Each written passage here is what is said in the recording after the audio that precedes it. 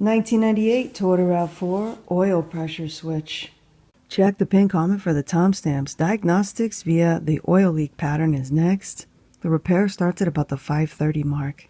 Bench testing of the switch is shown at about the 21:45 mark.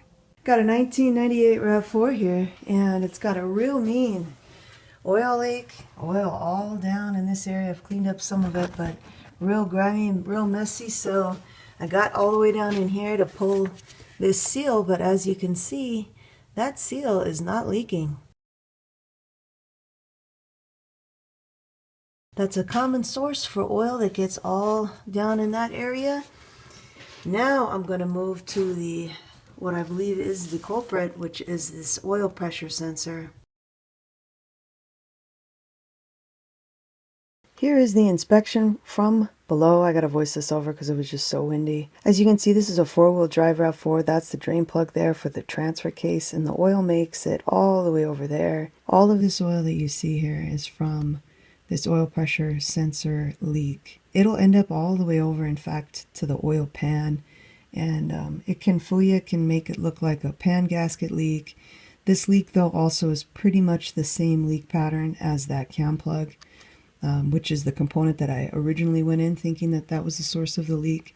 Because those are in a very similar position, they're up high in the engine and they're kind of close to each other, they make a very similar leak pattern that looks like this. This droplet in particular here is characteristic of either one of those leaks. You can see on this automatic, it's on one of the cooling features there on the transaxle. This is over towards the driver's side of the vehicle. And so when you see a droplet like that that's forming, you know that it's coming from way up high in the engine. And in fact, we can see up there that oil is way up high, even higher than that. And so again, if you see this and it's not your oil pressure sensor, you know that for a fact, then the other culprits I would think first would be that cam plug. If not that, then I would think the valve cover gasket, or one of the places on the head where when you install the valve cover you're supposed to put RTV. So back up top here, that's that cam plug, which is not leaking, but you can see that if it was, it does make the same kind of leak pattern. All that oil and grime you see there is from this oil pressure sensor leak, and it fills up these areas down here, and then once it fills up into a little pool, that'll drip over onto those cooling fins on the transaxle, and that's where you get that very characteristic drip that I showed earlier. So though I originally thought this was the cam plug, it's not, as you can see here. Now if you had a 96 or a 97, you also want to check this area for the distributor O-ring, which is in the same place that the cam plug is on the 98 through 2000s. But after going in here and seeing this dead end, that's when I realized, oh, I better check that oil pressure sensor, so let's do that now. So what I should have done before removing all those parts to get back to that cam plug is I should have checked this here. This is the oil pressure switch or sender or sensor. It's the little device that turns the light off on your dash, that little oil can picture, when the oil pressure reaches the head. You can see it's going into the head here, right below the valve cover. And there should not be any oil on this connector, but as you can see, when I pull this out, there's going to be oil on it. Let me show you. I'm just going to press my thumb down on that part there, wiggle it out, and look at all that oil. This is after I've already even wiped it down with my finger. I haven't been in there before. There should not be oil here. The only way oil is going to get here is if this, look at all that, is if this plastic is cracked. And let me see, I don't see any obvious cracks from here, but it's cracked somewhere. Just went for a bit of a drive and I just barely touched under there, and that's some of the oil. I'm going to touch it again. Let's see what we get here. Yeah, so this is definitely leaking. I do think it is the cause of the big mess. I put this down here to see if this could catch any. Doesn't look like I put it quite low enough. I do believe, though, that that fresh oil right there is from that dripping down. I don't know if you can see it, but there's some fresh oil there.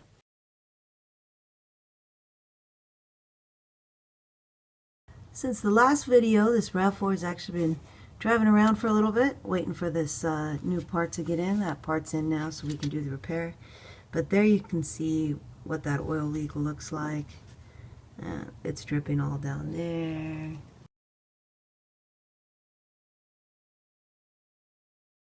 ends up way down back there, and also right down here. Just look down there at the mess this makes. See that oil all the way down there and there, and of course over here. So a high up oil leak like this is going to end up all over the place. And if you're looking at it from below, you can mistake this for a much bigger issue than it is. Luckily it's, like I said, just this right here.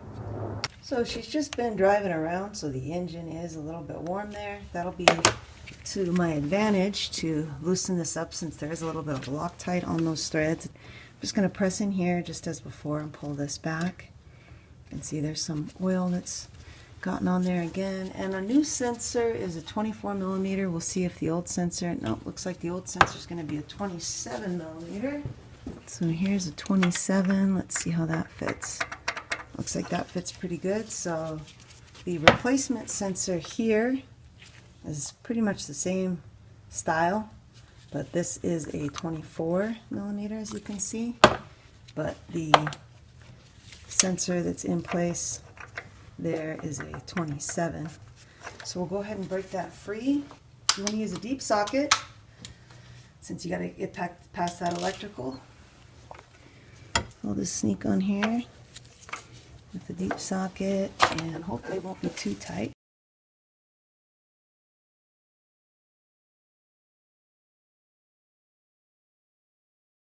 Here we go. Oh yeah, it's pretty loose. I'm just gonna get a paper towel. If you're working with the engine hot like I am, be careful, because that exhaust manifold's pretty hot. I'll just put this down here while I spin it off the rest of the way. And before I go too far, I think I'll just go in there and move some of that dirt out so I don't get any dirt falling in there. Okay, it's about ready to come out now. There we go. There's our old sensor. I am going to let things cool down before I reinstall the new sensor, because again, we're going to put a little Loctite on there. In the meanwhile, I will compare the new sensor and the old sensor. It's a different part number. There's a couple different part numbers that all supersede and cross-reference to this. You can see these are both Densos. Here's the original here with the larger 27 millimeter size, and here's the 24. But those threads, you can see it's a tapered style thread. You want to make sure that the threads are the same. You shouldn't have any problems threading this in by hand. If you do on your replacement sensor, then you need to stop and retrace your steps, because you don't want to strip anything. Before you reinstall your new sensor, especially if you're using an aftermarket part, make sure that the electrical fits, just so that you don't use up Loctite and only to find out that the electrical doesn't fit. You can see it fits just fine here. And so we won't have a problem using this one. If your connector is real coated with oil to the extent that you think it might be interfering with the signal, use some electrical cleaner such as this here, like this stuff. This stuff works great. Just got a little brake cleaner on the towel here. Just going to go in there and clean this up. Do inspect those threads. Make sure there's not any old thread seal or thread lock on there. There are the threads cleaned up there. You don't have to go all the way back in there. That's not going to thread that deeply in. Just make sure that your threads are clean. We'll install the new one now, and if you look at the old one, you can see where it seats right there, because those threads are dirty, because you know, it's been in the engine bay for 25 years picking up dirt. But those are clean because those were threaded into the hole there. So we're just going to put a little bit of Loctite. I'll put up the other alternatives. There's a 3-bond product that you could use as well. We're going to just put a drop right on the top. You just want to cover 2 or 3 threads according to the FSM, and you don't want to put it real close to the end. You want to leave that. That's not where it's going to seat anyway, because it's tapered, right? So you want to have it a little bit back, and don't do anything where you're going to end up getting any of that Loctite in there. I should give a little more detail on the thread lock here. This is what it is. It's Loctite 242, and it's also called blue Loctite. This is removable. You want to make sure when you're getting this, you're not getting this kind of Loctite. This is the retaining compound. It's red. This is definitely, you definitely do not want to use red Loctite on this application. You want to use the removable 242, and you can get this in the little containers at the parts store. They usually have it up by the desk. I know some people like to use Teflon tape for these applications. I don't. I go with what the FSM states, and for this it states to use threadlock. I think the problem with the Teflon tape is maybe people put a little too much on, and then that either interferes with the ground or it ends up causing accidentally people to over torque the sensor during the install. If you're using an aftermarket sensor that has some type of thread seal like dry lock on it already, then I wouldn't add any more thread lock to it. I would probably make some kind of adjustment on the torque value, but I don't use aftermarket oil pressure switches, sensors, senders, whatever you want to call them. I only use the Toyota ones, even though they're like 25 bucks more, and I only get them from the dealer. I don't get Toyota parts off of Amazon because they're too often counterfeit. The reason I think it's worth paying the extra money for the Toyota OEM Denso switch is because you know that the threads are going to fit. There's two different types of tapered threads, the NPT and the British, BSPT, and I don't know which one the sensor is, but it's one and not the other.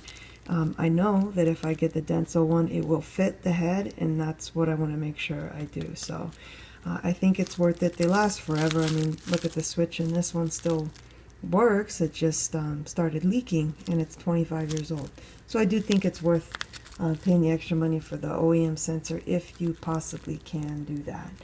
The big peace of mind is that you know it's going to fit the head without any risk of cross-threading or that little difference between, say, you get an MPT and it's the British style, or whichever way it goes. It eliminates that risk if you just go with the OE. Another thing I'll sneak in here, actually during editing, as I'm editing the video, and I realize you're going to see something during the install that I didn't quite properly explain, so I want to explain this here before you see it. This is the 24mm socket that I'm going to use to reinstall that switch, and this line here, it's very easy for me to see. In person it may be more difficult for you to see on the video, but this is a scribe line that I have that is offset 1/4 turn from that hole. So it's 1/4 turn from there to this hole. And the reason I mention this is because when I'm using this 24mm socket to install these sensors or switches that would need a 3/4 inch turn, or 3/4 turn I should say, what I can do is I can put that somewhere, remember where it is, and then just watch as I turn, and here comes this hole, and I know, okay, I'm coming up on 3/4 of a turn right there when that hole reaches wherever my reference was, in this case the top. And if I were to continue going and the line comes back around, I know I'm at 1 full turn. The reason I mention this with this application with the sensor is with the sensor going into the head, it's an aluminum head, it's a steel sensor, it's tapered. You don't want to go more than about 3/4 of a turn. So what I do is I set my torque wrench to the torque value, in this case 132 inch-pounds, and I watch the turn, and whichever comes first, that's the stop. If the torque wrench clicks before I get to 3/4, that's it. If I get to 3/4 of a turn before the torque wrench clicks, that's it. So the reason I do that is because it is so much easier to repair an under-torqued sensor than an over-torqued one, because if it's under-torqued, you get a little leak, you take it out, you clean up the threads, you put new Loctite on, you put it back in, you try again. If it's over-torqued, you have either a broken sensor now, clean broke off in the head, or worse yet, you have a cracked head or a block, for example, if you're doing a Toyota where the sensor's going into the block. And in those Toyotas where the sensor's going into the block, sometimes those values are a bit higher on the torque. They might be like 15 foot-pounds, which will translate more to like a full turn, maybe full turn and a quarter. You have the particular application, but this is just to say that it's better to go under and make a repair for a little leak than to go over and deal with a cascade of problems that can happen if you over torque the sensor. This is a 24mm wrench, and as you can see, compared to the torque wrench that I'll use in this video, it's really long. But I want to point this out because remember that torque is the force applied times the distance to the force applied. So the same amount of force over a longer distance produces more torque. So a little bit of effort with this is going to produce such and such torque here. That same amount of effort on this is going to produce twice as much torque here, because this is basically twice the length. I think that's sometimes why these switches get over torqued, because you're working with a big fitting, so you tend to end up with a big long wrench, and you will end up on the end here. If you're using anything like this, use it in the halfway mark, because it will be too easy to turn the fastener here. You need to use twice as much effort to turn it here versus there, so you'll have a better feel for how tight the fastener or the switch is getting.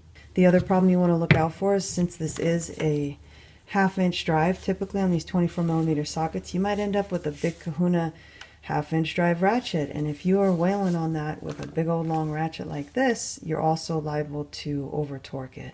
So use a small little torque wrench like this. This one's kind of a little surprise. It's the Icon 3/8 inch, which is what I really like about it. Let me pull this off real quick. This is why sometimes it looks bigger in the video, because you only see it from here down, because it's shorter than a regular. That's kind of like your typical 1/4 inch drive. You can see it's shorter than that. And here is, I got a lot of torque wrenches. Here's probably the most common one you'll see. This is the Harbor Freight Pittsburgh 1/4 inch drive, and you can see that it's even longer than those. So this is a short little torque wrench. So keep that in mind as you watch the video. When I'm applying force to get this sensor in place, those are the two things I'm watching out for. And I'm feeling too, like any torque wrench, as whatever setting you have it on, it's going to tighten up as you get closer to when it would click. So I can feel it tightening up even if it hasn't quite clicked yet, so I know I'm getting close. But again, 3/4 turn is the stop, or click is the stop. So if I can get this camera to focus and stay focused, hopefully you'll be able to see. I'm just going to put a little drop right there. That'll work. Okay, see how that is? And then I'm just going to thread that right in.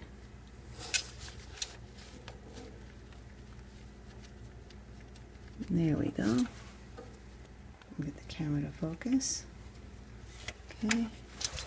We'll just get it in hand tight, and then I'll move to the torque wrench.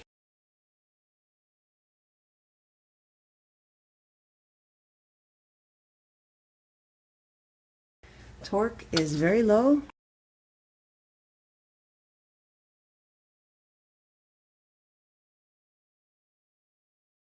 It's just 11 foot-pounds or 132 inch-pounds.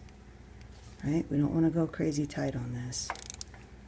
If you don't have a torque wrench, just don't go tight, too tight.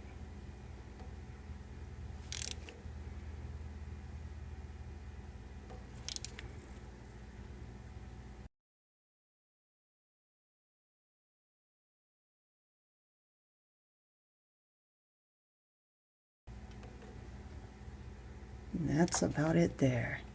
Okay, I'm going to stop there. Now we can plug our electrical back in. I do want to mention, don't use the position of the electrical as any kind of guide from the new one to the old one. If you were removing your old one and reinstalling it, you might sort of be able to use that position. Like if you removed it and it was this position, when you're tightening it back in and you stop it, it'll probably be about the right position there. But this is not set with respect to these threads, so it's going to be different unit to unit. So if you were just removing your sensor because you had a leak at the threads and you're not replacing it, then yeah, you might be able to just kind of turn it back to the same position. But if you're putting a new sensor in, like you see here, this could end up in a completely different position. So we'll go ahead and plug our electrical in, and the cure time on the Loctite is a minimum of 10 minutes, but ideally it's 24 hours. So if you can do this job and let it set overnight, that's good. This has been setting overnight, so I'll start her up and check for leaks. On startup, we're going to be looking over at that little oil can picture to make sure that it goes off once we start up. So here we go. Okay, now we'll let her idle a little bit and check for leaks. I'm just reaching down here checking for leaks. Have a look in here. Looks good. All Alright, so I've been for some test drives, and as you can see, we look good, no leaks. You reach your hand under here and you can feel there's no leaks, and so that's good. If you get back in here after a test drive and you see that there is a leak, clean it up before you do anything. Verify that it is actually a leak and not some old oil. If it is an actual leak, do not just tighten this more. If you are at the right torque spec and you're getting a leak, then you need to remove the sensor, clean up the threads, reapply your Loctite, and just try again. The reason you don't want to just tighten and tighten and tighten this, thinking that it will stop the leak, is because you're more likely to break the sensor or to damage the head if you do that. Either one of those things is a real pain, especially if you were to damage the head. If it got to the point that you strip the threads or even cause a little micro crack in the head. Now, granted, you'd have to be turning pretty hard, but sometimes people lose track about how much force they're applying on, especially if they've got a big long wrench on something like this. So you don't need this very tight. If you notice a leak and you're at the right torque spec, then your Loctite might just not have gone on quite right, or it might not have cured long enough. Backtrack, redo it. Don't just keep turning this until the leak stops, because it's not likely to end well if you do that. But again, as you saw in the video, both during the removal and during the install, this is not very tight. So you don't have to have it very tight. And notice there on those threads, you're not driving this thing all the way in. You're going to have threads sticking out.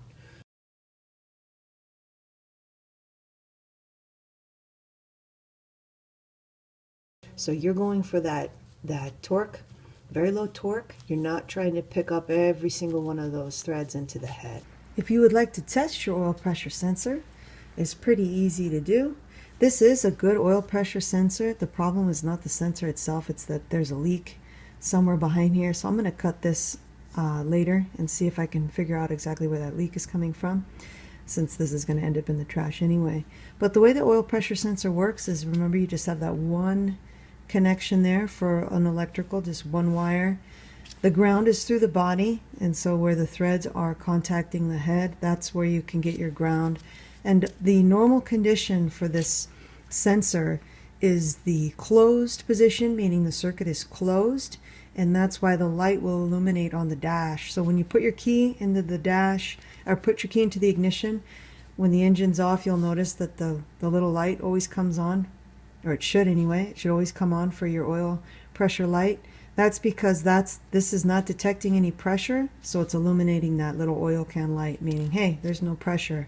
So the circuit is closed in the normal condition. When the engine's running, oil can move in through that little hole there, and it can push back. It must be some type of diaphragm or something. Something will move back and will open this up like flicking a switch. And once the circuit is open, there will be no electrical flow across, and the light will not illuminate on the dash anymore. So we can replicate that on the bench here. You just want to have your multimeter in continuity mode or your lowest resistance or ohms setting there. You can do this either way, obviously, because we're just checking resistance, but I'll just put, I'm just going to reach. Actually, let me use an alligator clip, because that'll give me a free hand. I'll just go in here with this alligator clip, and I'll put the other side to here. You could do either one. All right, and you're going to watch that meter and listen for the tone. If the sensor is good, you should have continuity in this condition. So I'm just touching to the body, which is the ground. Now, in the vehicle, it would be here. It'd be somewhere here within that little part where the threads are actually threaded into the head. So this is the condition where the light would be illuminating on the dash, and then you start her up, oil comes in, pushes it back. The circuit is now open and the light turns off. If you are suspecting that your oil pressure sensor is out, the way to do that is to hook up an oil pressure gauge directly to the block, confirm that your oil pressure is good. I'll put up a chart for that. And then if your sensor is acting up and you know that your pressure is good using the gauge, then just replace the sensor. So next I'll do more of a demonstration than a test. I suppose you could use it as a test, but I would forewarned that you need to have your regulator dialed way down on your air compressor if you're going to do what I'm about to show you.